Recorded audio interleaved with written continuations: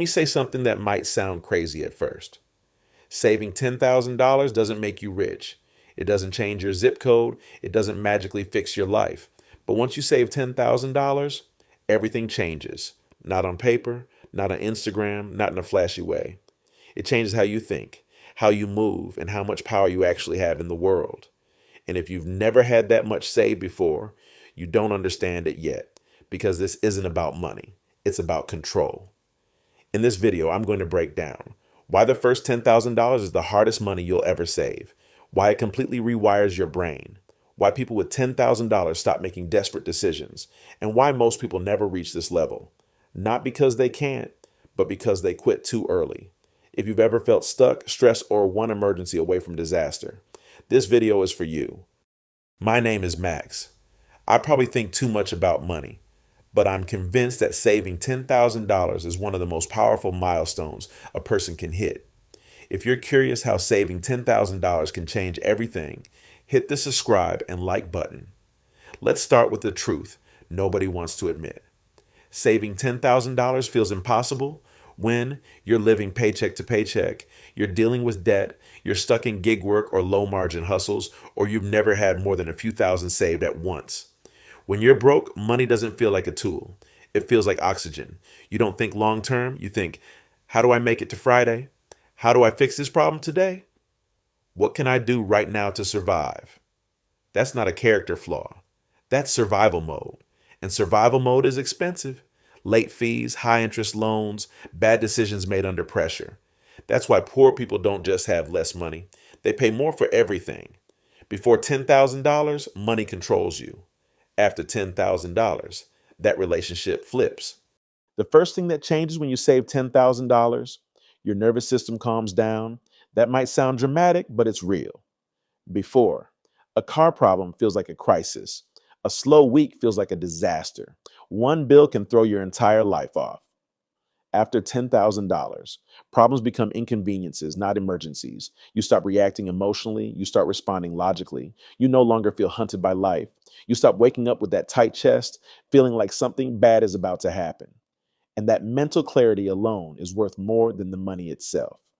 Because clear thinking leads to better decisions, and better decisions compound. When you have $10,000 saved, you gain something most people never have: time. Not unlimited time, but breathing room. Time means you don't have to accept the first bad opportunity. You don't have to say yes out of desperation. You don't have to rush into dumb deals. You can wait, and people who can wait always win. This is the difference between taking a job because you need it versus taking a job because it makes sense. Between selling assets because you're panicking versus holding because you know the value. Money doesn't make you rich. Time does. And $10,000 buys you time. Here's something most people never sit down and calculate. For the average person, $10,000 is 2 to 3 months of living expenses: rent, food, gas, insurance, minimum bills. That means if you lose your job tomorrow, you're not instantly panicking. You're not waking up thinking, what am I going to do this week? You have time to breathe, and breathing room changes how you show up to life. Before $10,000, losing a job feels like falling off a cliff. After $10,000, losing a job feels like stepping onto a ledge. You don't collapse, you don't spiral, you don't accept the first bad opportunity out of fear. You have options, and options are power. You can look for a better job instead of the fastest one. Say no to underpaid or disrespectful work. Avoid high interest debt just to survive. Think strategically instead of emotionally. That's the difference between being unemployed and being free for a moment. Most people aren't afraid of working. They're afraid of missing a paycheck, and $10,000 breaks that fear. When you know you can survive a few months without income, you stop tolerating nonsense. You don't feel trapped. You don't feel owned by your employer. You don't feel like one bad day ruins your life. You show up differently. You speak more confidently. You negotiate better. You don't over-explain yourself. You don't operate from fear, not because you're rich, but because you're not desperate. And desperation is what keeps most people stuck. Here's something nobody talks about. Most bad financial decisions aren't made because people are stupid.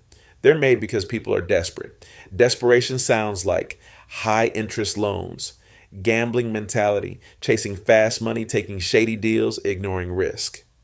When you have no cushion, every decision feels urgent. After $10,000, you don't need miracles anymore. You stop chasing get rich quick ideas. You stop swinging for home runs. You start playing defense, and defense keeps you in the game long enough to win. Here's the part nobody posts online. Saving $10,000 gives you quiet confidence. Not loud, not flashy, not ego based. It's the confidence of knowing you can handle problems. You're not one mistake away from disaster. You have options. You walk differently. You talk differently. You negotiate differently. You don't need to prove anything to anyone because you've proven something to yourself. And self trust is priceless. Before $10,000, your brain is wired like this: how do I make money today? After $10,000, your brain starts asking, how do I make money work for me? This is the shift from income, survival to capital strategy. You start thinking about assets, risk management, leverage, cash flow. Not because you're rich, but because now you can. When you have nothing, protecting capital doesn't matter. When you have $10,000, protecting it becomes priority number one. That's when you start leveling up. Here's a brutal realization that hits after $10,000. You realize the system rewards people who already have money. Lower interest rates, better opportunities, more access, more flexibility.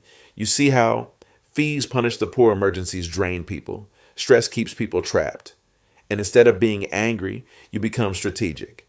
You stop fighting the system emotionally. You start navigating it intelligently. That awareness alone puts you ahead of most people. Most people never save $10,000 in their entire life. Not because they can't, but because they never commit long enough. They quit at $500, $1,000, $3,000. That's when life tests you. The car breaks down. The urge to spend hits. The discipline feels pointless, but the people who push through, they break through an invisible wall. Because saving $10,000 isn't just financial. It's identity changing. You stop seeing yourself as bad with money. You stop identifying as broke. You start believing bigger things are possible. Saving $10,000 teaches you lessons no book can. It teaches you patience, discipline, delayed gratification, emotional control, long term thinking. It teaches you that consistency beats intensity, boring beats flashy, small habits beat big dreams. Once you learn these lessons once, you can repeat them forever. That's how wealth is actually built. Here's the best part: once you save $10,000, the next $10,000 is easier.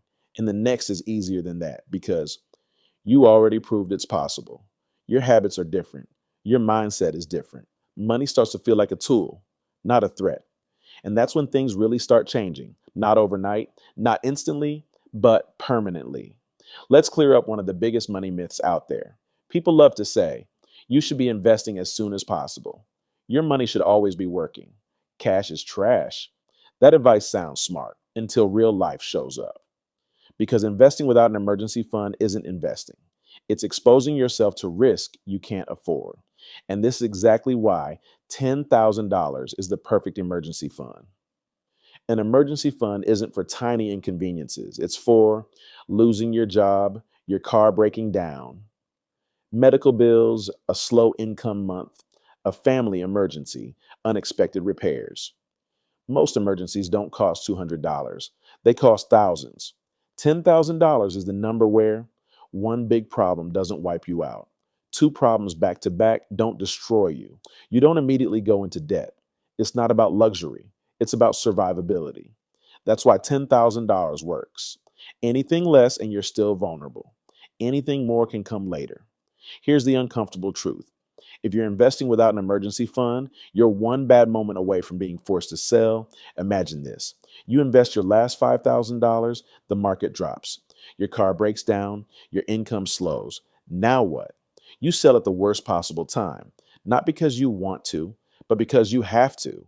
That's not strategy, that's survival. And survival mode ruins long-term wealth. A lot of people skip this step. They want to invest, they want to trade, they want fast returns. But here's the truth. If you don't have at least a few months of expenses saved, you're not investing, you're gambling. Because the moment something goes wrong, you're forced to sell at the worst time. $10,000 is not about growth. It's about stability. And stability is the foundation of every wealthy person you admire, whether they admit it or not.